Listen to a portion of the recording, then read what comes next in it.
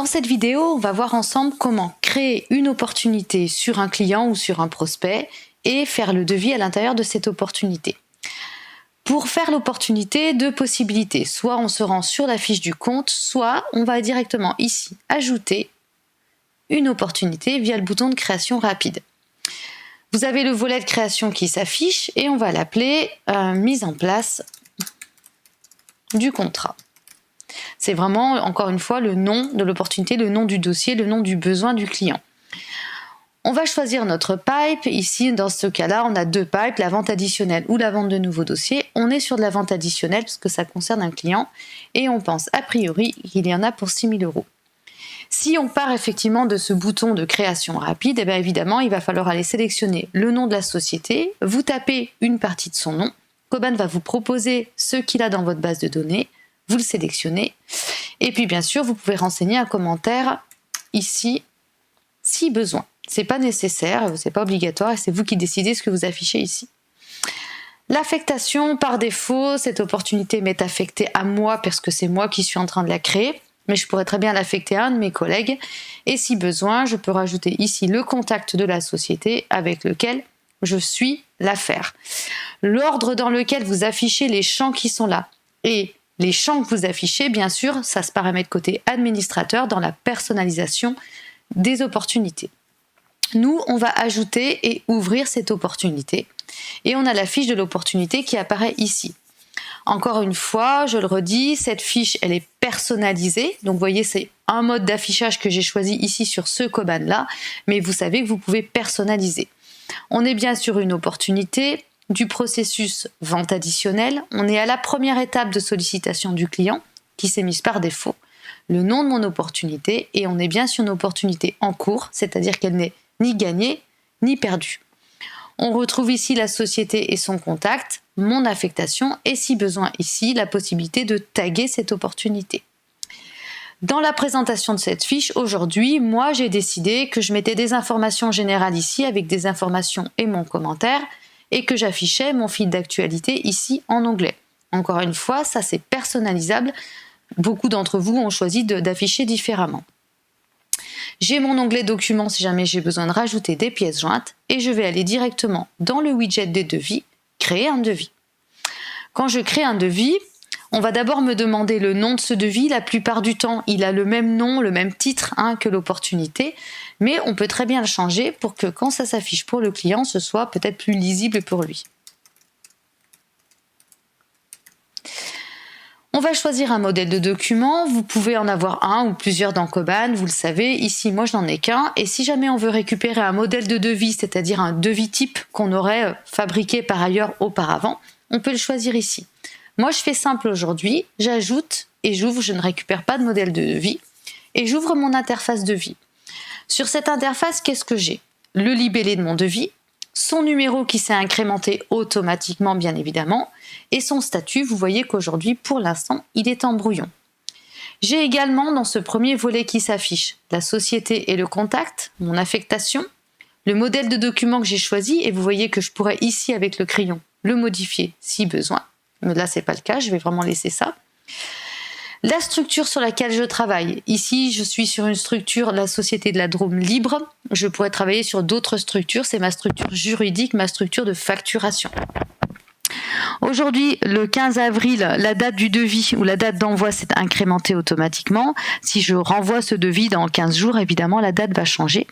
Je suis sur un mode de règlement en prélèvement et vous voyez qu'ici, je pourrais déjà renseigner éventuellement si je dois facturer un autre compte et la référence interne que mon client m'a donnée et qui doit figurer sur le devis et peut-être demain sur la commande et la facture.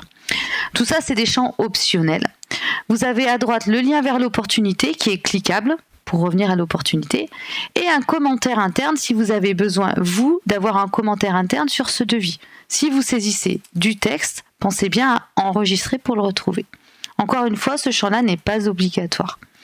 À droite, eh bien, vous avez tous les indicateurs, le montant hors taxe du devis qui pour l'instant est à 0, le récurrent si jamais vous mettez à l'intérieur de ce devis des abonnements sur mensuels, trimestriels, etc. l'équivalent du coup de revenus mensuels si effectivement vous êtes sur des produits en mode abonnement, un peu comme chez nous, chez Coban, et ce que représente en non récurrent votre hors-taxe. Donc votre montant hors-taxe, il va être décomposé finalement en ce qui est récurrent, et ce qui va normalement vous permettre de générer du revenu chaque année, et ce qui n'est pas récurrent, une prestation, one shot, un développement, une formation. Évidemment, la marge se mettra également à jour. Ce volet, si vous souhaitez, vous voyez, je clique simplement sur la barre en haut blanche, je clique plusieurs fois, vous pouvez l'ouvrir ou le refermer si son affichage vous gêne dans la lecture et prend trop de place. À tout moment, vous pouvez le rouvrir.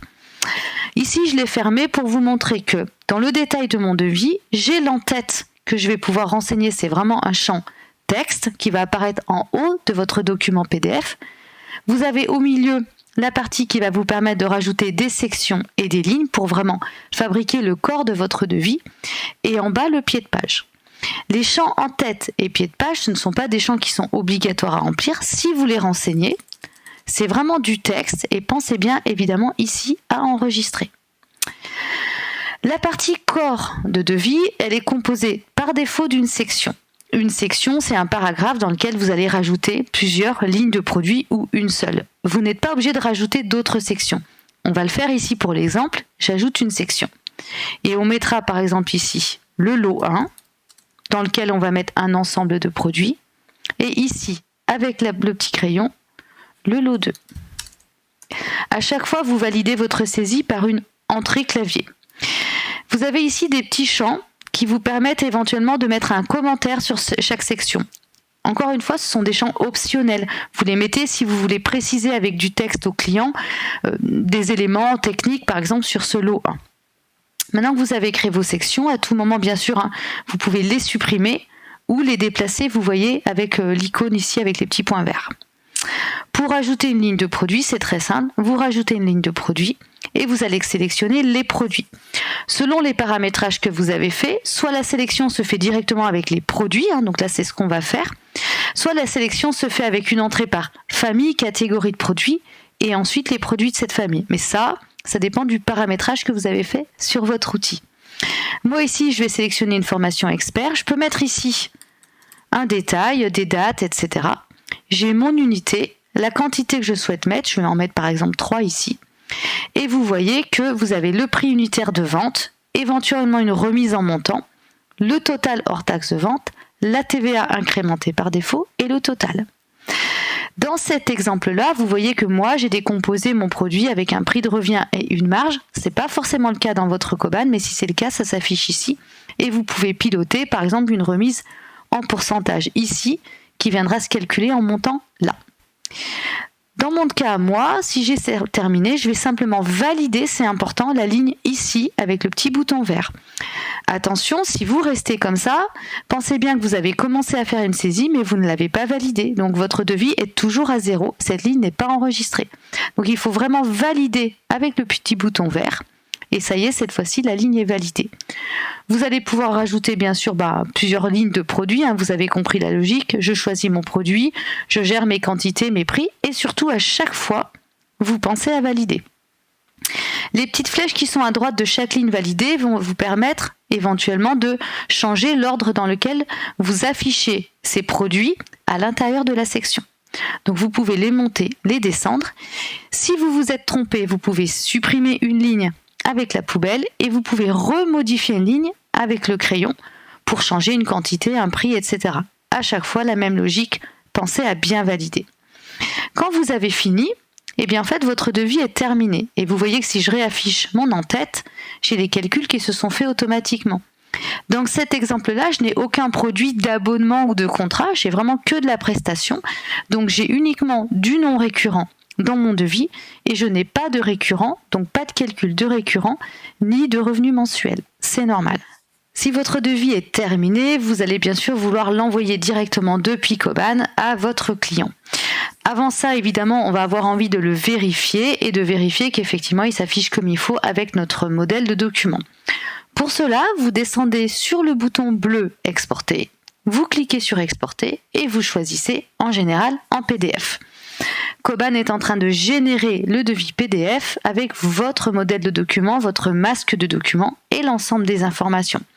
Ça peut vous permettre de vérifier, de préciser, etc. Si tout est OK, vous repassez en mode édition et vous allez simplement cliquer sur Envoyer.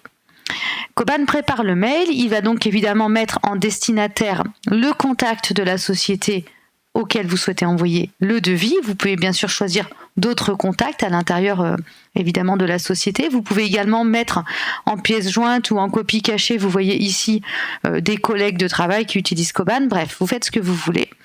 Vous pouvez choisir un email type si jamais il y en a un que vous avez renseigné dans Coban et qui vous permet ici de pré-remplir un texte si jamais vous l'avez validé en amont. Vous pouvez choisir de cocher ici l'importance et la demande d'accusé de réception. Et puis bien sûr ici, vous allez remplir votre texte d'envoi de devis si vous n'avez pas mis de texte pré-rempli dans votre email type. En dessous, vous pourrez utiliser, si vous êtes sur une formule qui utilise l'intelligence artificielle pour vous aider à rédiger ce mail d'envoi de devis. Et puis Coban vous indique ici que votre signature mail qui a été paramétrée préalablement dans Coban va bien être associée. Le devis est directement en pièce jointe ici, nul besoin de le mettre, mais vous voyez que vous pouvez rajouter d'autres pièces jointes issues de votre ordinateur ou issues à droite des documents que vous aurez préenregistrés dans Coban côté administrateur, côté paramétrage. Quand c'est terminé, vous cliquez bien sûr ici sur Envoyer et votre mail va partir à votre destinataire avec l'ensemble des pièces jointes.